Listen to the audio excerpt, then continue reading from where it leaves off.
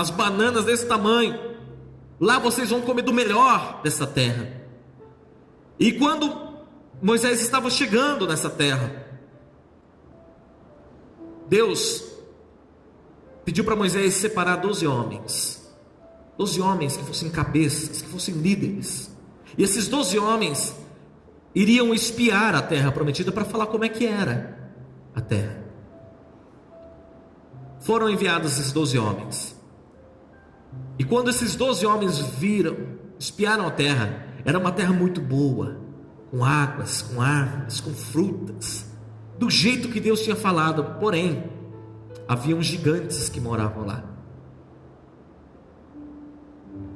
estilo Joilton, assim.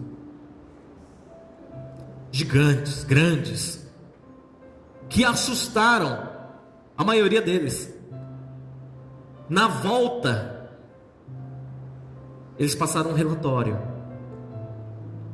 e desse relatório, 10 dos espias disseram: olha, não dá, os gigantes vamos nos esmagar, nós não vamos conseguir, nós já vencemos tantas outras nações, mas agora esses gigantes não vão conseguir, nós não vamos conseguir vencê-los. Mas 2 deles, de 12, 10 falaram negativamente, 2 chegaram e falaram: não, dá sim, porque o nosso Deus é Deus, dá sim. E esses 2 eram Josué e Calebe. Aí nós chegamos nesse texto, onde o povo já estava lá na terra. Josué era o grande líder, e Calebe estava junto com eles. Aí nesse texto, Calebe conversa com Josué, falando: Josué, lembra daquilo que Deus falou através de Moisés? Então, vamos fazer agora acontecer. E agora eu quero entrar nas lições aqui. Eu quero falar sobre 6 convicções que o cristão precisa ter para permanecer na presença de Deus e para ser um cristão determinado. Coloca para nós ali. O primeiro: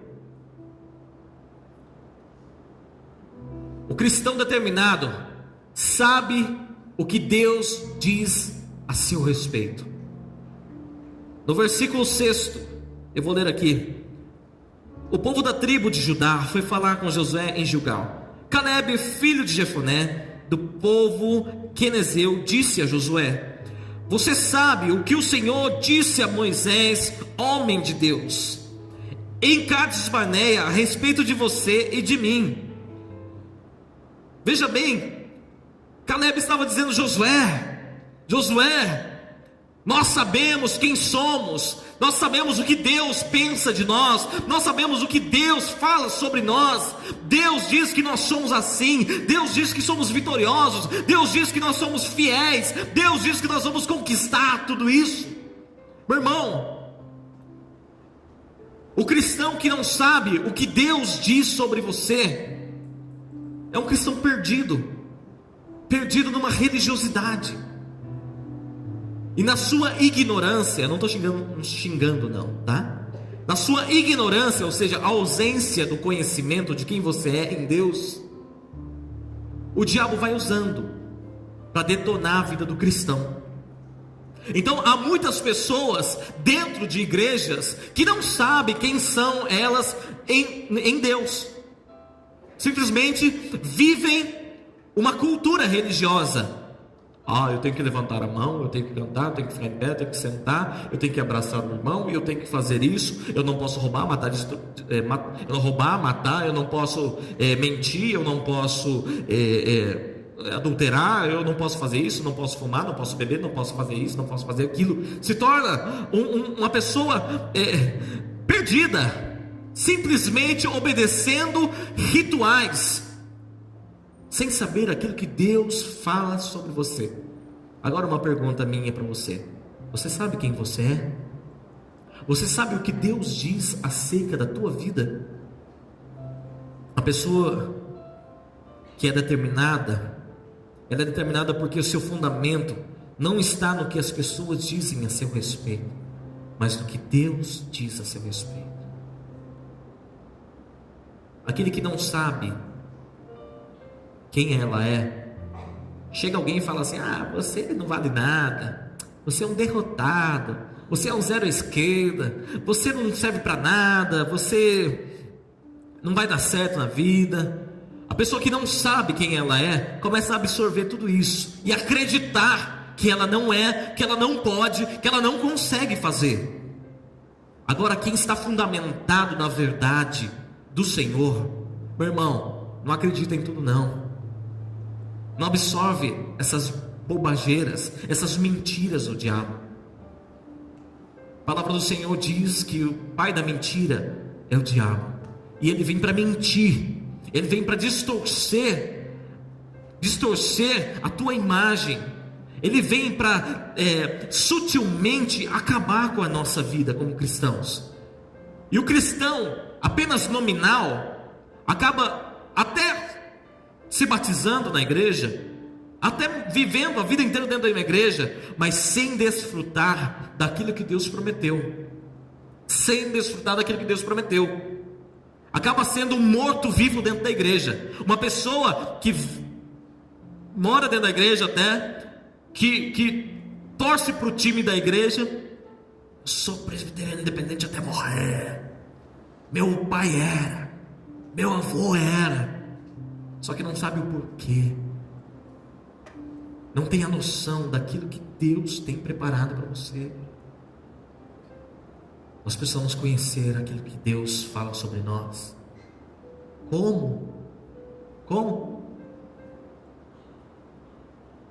Lendo a palavra do Senhor, mergulhando na palavra de Deus. Em João 5,39 diz: examinais as Escrituras, porque vós cuidais ter nela a vida eterna, e são elas que de mim testificam.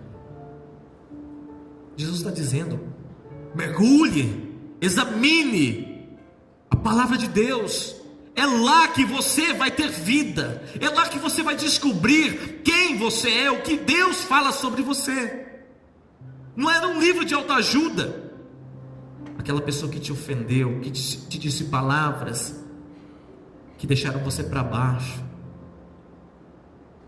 não mais vai atingir o teu coração, porque você sabe, você é fundamentado na verdade, que é a palavra de Deus. E aqui está a segunda convicção: o cristão determinado suporta circunstâncias e pessoas desagradáveis sem perder a visão. Você já ouviu falar em alguém que saiu da igreja por causa de outra pessoa, não é? Você já ouviu falar de alguém que se distanciou, que saiu do ministério, que não quer mais vir aqui na igreja porque tem um ou outro ali que fofocaram, não é? Pois é. Mas o cristão determinado, ele não se enrosca com essas coisas. Ele suporta as circunstâncias e pessoas desagradáveis na sua caminhada. Lembra que eu falei? Eram 12 espias. Quantos trouxeram um relatório negativo? 10. 10 pessoas, 10 espias trouxeram um relatório negativo dizendo: não vai dar, nós vamos perder mesmo, vai ser uma derrota assim, humilhante, vamos morrer, não vamos nem chegar lá perto porque aqueles gigantes vão nos massacrar. E por isso, por esses 10 espias, Deus liberou uma sentença sobre o povo de Israel. Por causa disso, os 10 espias espalharam medo sobre todo aquele povo. Quantos que eu falei? Mais de 600 mil homens, sem contar crianças e mulheres. Vamos estimar 1 milhão de pessoas.